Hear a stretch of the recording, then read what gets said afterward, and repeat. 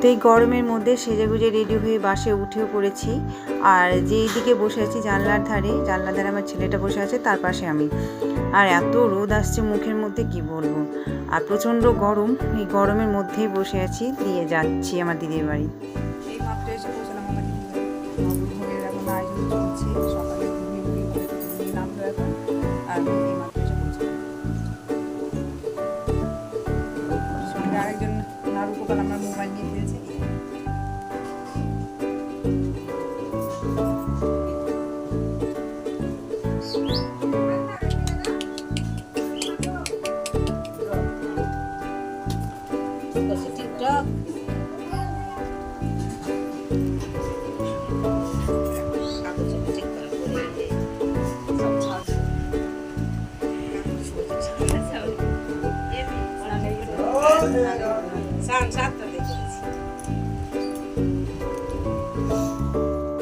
এইখানে সকালবেলা ঘুগনি হয়েছে, মহাপ্রভুর ভোগ লাগিয়েছিল, আবার ঘুগনিও।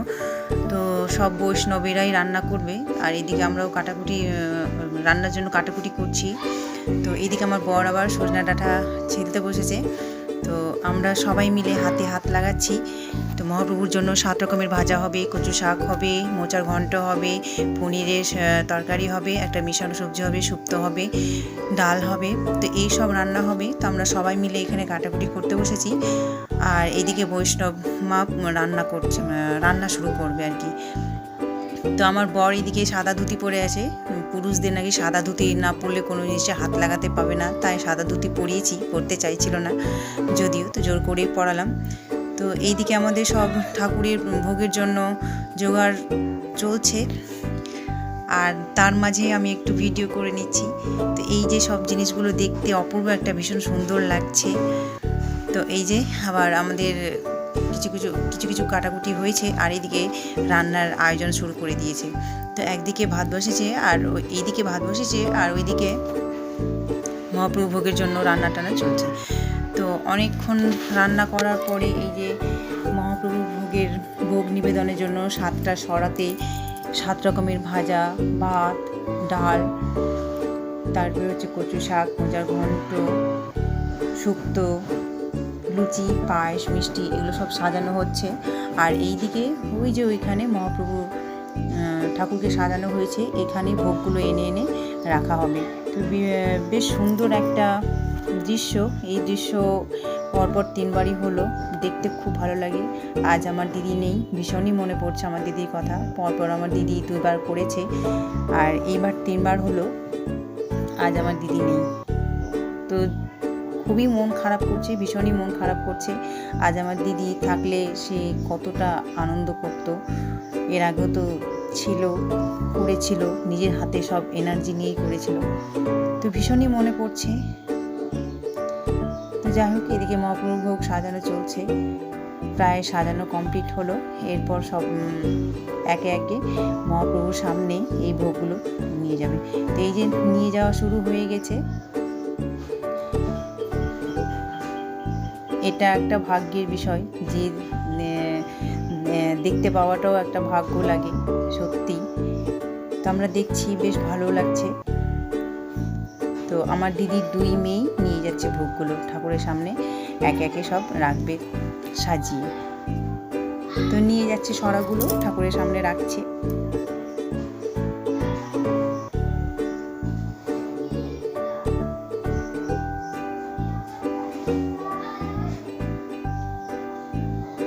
অপূর্ব দৃশ্য, একটা সুন্দর।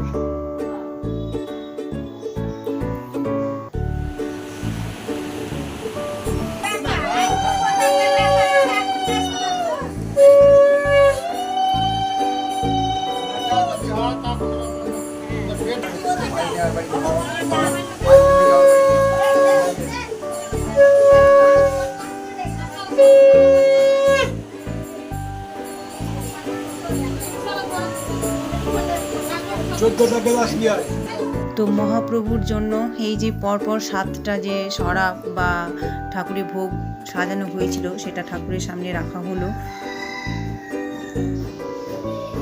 এই হচ্ছে মহাপ্রভুর ভোগের নিবেদন। তো এইখানে আবার তীর্থ কীর্তন চলছে ঠাকুরকে নিবেদন করার পরে। এই যে সামনে লাল একটা বস্ত্র দিয়ে আর তারই মাঝে ঠাকুরের নাম কীর্তন চলছে। তো বেশ একটা আনন্দ বিষয়। কীর্তন হচ্ছে আর এই যে ঠাকুরের ভোগ নিবেদন চলছে। তো দেখে মনে হচ্ছে ঠাকুর স্বয়ং এখানে উপস্থিত হয়েছে। সত্যি একটা দারুণ সুন্দর একটা জিনিস।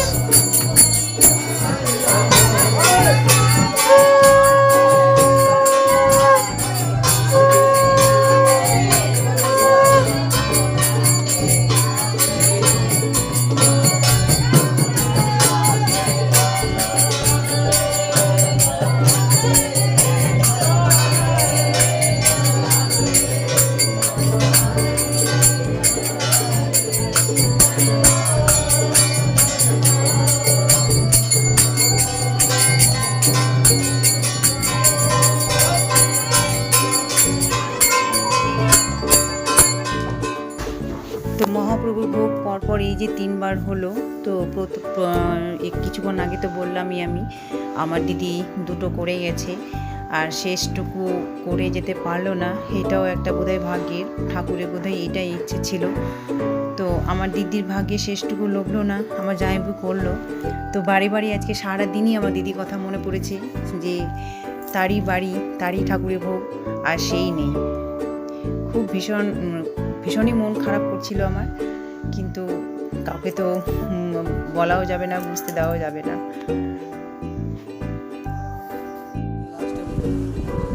তো গুড নাইট।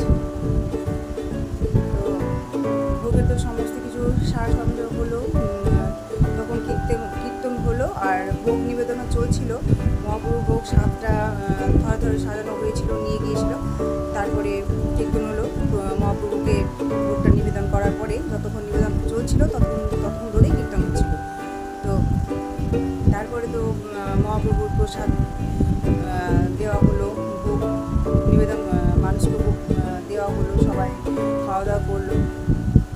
তারপরে সব খাওয়া দাওয়ার পরে বিকেলবেলা একটু বসে গল্প করছিলাম।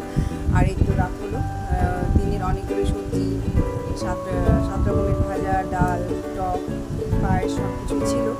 রাত্রেও সেটা হলো খাওয়া দাওয়া। তো এখন বাজে হচ্ছে 10:30।